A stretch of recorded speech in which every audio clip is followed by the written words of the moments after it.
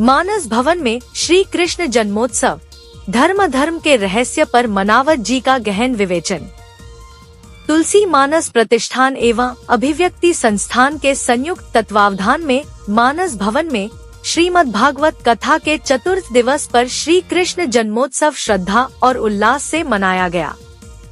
आयोजन रमेश चंद्र अग्रवाल की पुण्य स्मृति को समर्पित रहा। व्यासपीठ से श्यामजी मनावत ने कहा कि भगवान राम शुक्ल पक्ष में अधर्म के विनाश हेतु प्रकट हुए, जबकि श्री कृष्ण कृष्ण पक्ष में जन्मे, क्योंकि महाभारत में उज्जवल चरित्र वाले योद्धा भी अधर्म के पक्ष में खड़े थे। धर्म का पक्ष चुनना ही सच्चा पुरुषार्थ है। कथा में वसुदेव देवकी के परमानंद और नंद बाबा के आनंद का भावपूर्ण चित्रण हुआ। यजमान प्रमोद अग्रवाल व कविता अग्रवाल ने पूजा अर्चना की।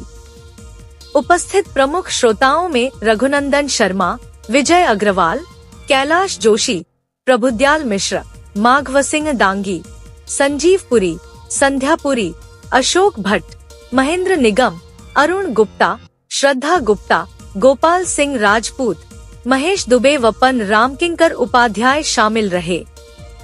पंचम दिवस पर गोवर्धन धारण लीला दोपहर 2:30 से 5:30 बजे तक। मनुष्य जीवन का उद्देश्य केवल अपने पुत्रों का पालन नहीं बल्कि अपने पितरों का उद्धार भी है, क्योंकि 84 लाख योनियों में केवल मनुष्य ही है जो अपने पितरों का उद्धार कर सकता है।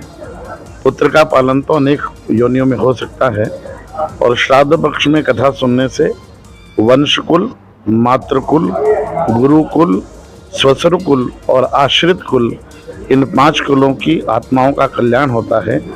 इसलिए इस कालखंड में हम भगवान की कथा श्रवण करके ये लाभ ले रहे हैं। आज 5वां दिन है, क्या कुछ अभी तक कुछ संक्षिप्त में बताइए। भागवत में क्रम निर्धारित है और आज चौथा दिन था, इसलिए आज भगवान कृष्ण का प्राकट्य हुआ है, क्योंकि सप्ताह में चौथा दिन मध्य का दिन है।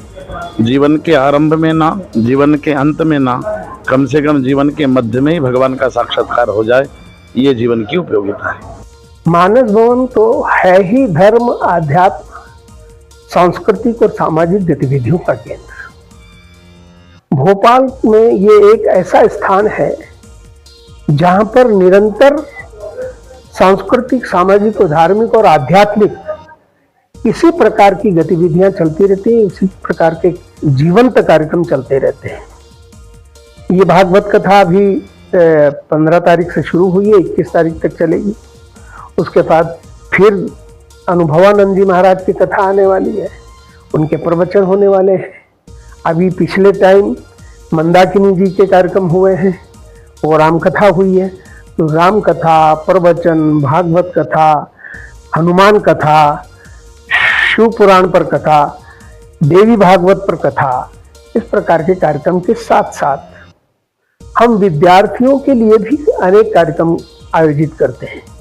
प्रतिभा प्रोत्साहन के कार्यक्रम करते हैं, और उस प्रतिभा प्रोत्साहन में हम उनसे सवाल पूछते हैं, और जो प्रथम, द्वितीय, तृतीय आते हैं, हर वर्ग में 9वीं क्लास के विद्यार्थी प्रथम, द्वितीय, तृतीय 3 उसमें से लेंगे, 10वीं के 3 लेंगे, 11वीं के 3 लेंगे, 12वीं के 3 लेंगे। ऐसे प्रत्येक क्षेत्र से हम विद्यार्थियों का चयन करते हैं।